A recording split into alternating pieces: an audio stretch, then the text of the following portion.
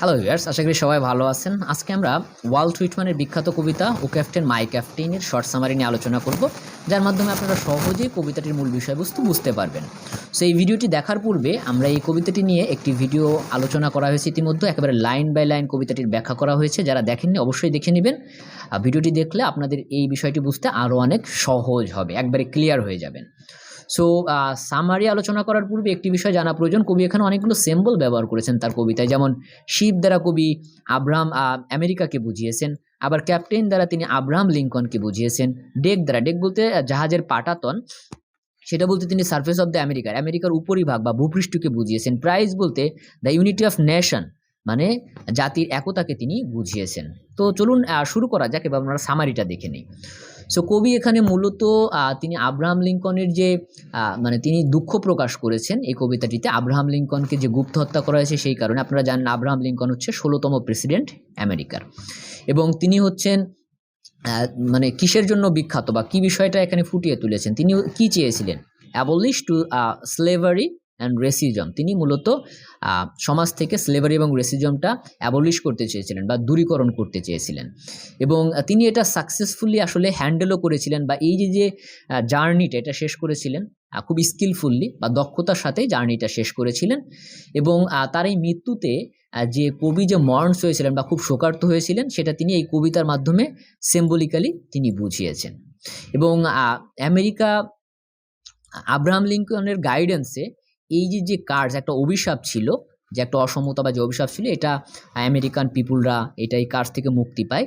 এবং যদিও Abraham Lincoln সব কিছু ওয়েলভাবে বা খুব ভালোভাবেই শেষ করেছিল, কিন্তু তিনি গুপ্ত হত্যার শিকার হন 1865 সালে। এবং সিম্বলিক্যালি কবি এখানে কি করেছেন, বুঝিয়েছেন যে যদিও শিপটা সেফফুলি পোর্টে মানে পৌঁছেছে, কিসের বিনিময়ে? The cost of captain's life, ক্যাপ্টেনের লাইফের বিনিময়ে পোর্টটা সেফলি পৌঁছিয়েছে। এবং কবি এখানে আরও কিছু ব্যাখ্যা করেছেন যে তিনি যখন মানে পোর্টে পৌঁছায় তখন বেল শুনতে পায়, এবং সেখানে ম্যাস পিপুল তার জন্য এক্সাল্টিং করতেছিল, আনন্দ উল্লাস করতেছিল ক্যাপ্টেনকে অ্যাকসেপ্ট করার জন্য। কিন্তু ক্যাপ্টেন তো ইতিমধ্যে মারা গিয়েছেন এবং কোল্ড এবং পেল অবস্থায় বা মৃত অবস্থায় ডেকে পড়ে আসেন, তাই না? এবং the poet lifted his head with his arm but the captain did not give any response. এখানে কবি মানে যেহেতু পড়ে আছে ডেকের উপরে, তিনি কবির হেডটা মাথাটা তার আর্মের উপর নিলেও তিনি আসলে মানে তার ক্যাপ্টেনের বা আব্রাহাম লিঙ্কনের এখানে কোনো রেসপন্স তিনি পাচ্ছেন না, মানে যেহেতু মৃত হয়ে গিয়েছে তার মানে রেসপন্সটা আসলে তিনি পাচ্ছেন না। The poet addressed Lincoln as a father who brought up his children with so much care. বলতেছেন কবি এখানে লিঙ্কনকে তার ফাদার হিসেবে কম্পেয়ার করেছেন, কারণ আমেরিকা বা সাধারণ জনগণকে এখানে চাইল্ড হিসেবে ধরা হয়েছে, কারণ তাদের সুযোগ সুবিধা বা তাদের যে বিষয়টাই তো কবি এখানে ফুটিয়ে তুলেছেন আব্রাহাম লিঙ্কন যেখানে লিডার হিসেবে কাজ করেছেন। এই কারণেই আব্রাহাম লিঙ্কন এখানে বোঝাতে চেয়েছিলেন যেভাবে বাবা মা তার ছেলেকে বা সন্তানদেরকে বড় করে, সেভাবে আব্রাহাম লিঙ্কন আমেরিকার এই যে আন্দোলনটার মাধ্যমে যে জনগণকে যে একটা সার্ভিস দিচ্ছিল বা তাদেরকে ব্রট আপ করে তুললো বা বড় করে তুললো, তাদের যে বৈষম্যটা দূরীকরণ করলো, সেই যার কারণেই তিনি মূলত এখানে লিঙ্কনকে ফাদার হিসেবে কম্পেয়ার করেছেন বা সিম্বলিক্যালি ব্যবহার করেছেন। দ্য পিপুল ওখানে জনগণ, যেহেতু শিপটা ইতিমধ্যে মানে আপনার কুলে চলে এসেছে, সবাই খুব আনন্দ উল্লাস করতেছিল, তারা ওয়েট করতেছিল যে কখন লিডার ফিরে আসবে, এবং তারা আসলে লিডারকে রেসপেক্ট মানে দেখানোর জন্য সবাই ওয়েট করতেছিল। রেসপেক্ট করবে কিভাবে? তারা ফুলের বাকেট নিয়ে বা ফুলের তোড়া নিয়ে, ফুলের যে পুষ্পস্তবক যে বিষয়টা রয়েছে সেটা রিবন নিয়ে সবাই ওয়েট করতেছিল যে ক্যাপ্টেনকে কি করবে, অ্যাকসেপ্ট করবে। এবং আব্রাহাম লিঙ্কন শুধুমাত্র যে মানে তার লিডার ছিল তা না, পুরো ন্যাশনের জন্যই কিন্তু লিডার ছিল। এবং হুইটম্যান কিন্তু এটা বুঝতে পেরেছিলেন, আমাদের যিনি কবি, এবং এই কারণেই তিনি কবিকে ক্যাপ্টেন এবং ফাদার হিসেবে সম্বোধন করেছেন।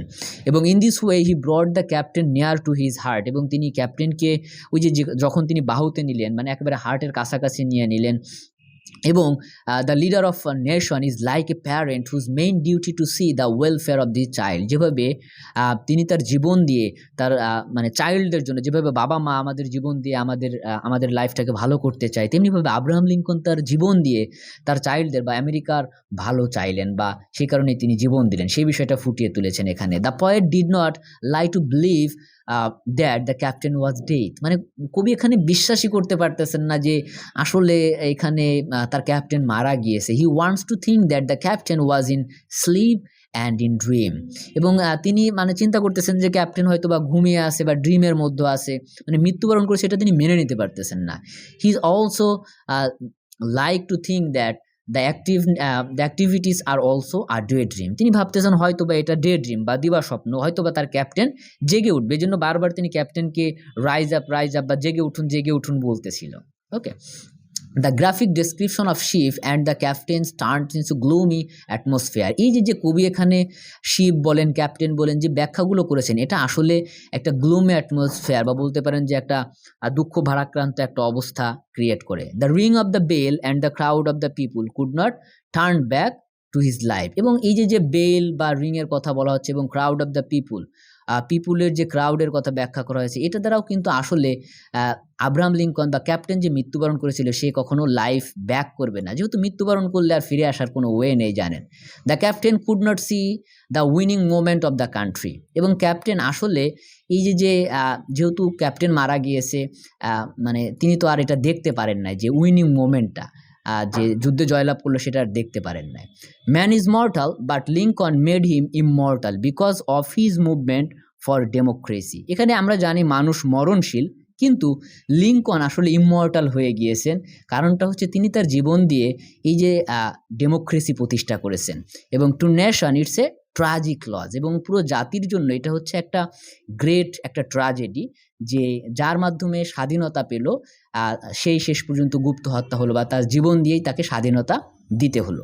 সো এই হচ্ছে কবিতাটির সামারি ছিল। আশা করি আপনারা সবাই বুঝতে পেরেছেন। সো ধন্যবাদ সবাইকে ভিডিওটি দেখার জন্য। আর ভিডিওটি কেমন লাগলো অবশ্যই কমেন্ট বক্সে জানাতে ভুলবেন না। ধন্যবাদ সবাইকে, ভালো থাকবেন, আল্লাহ হাফেজ।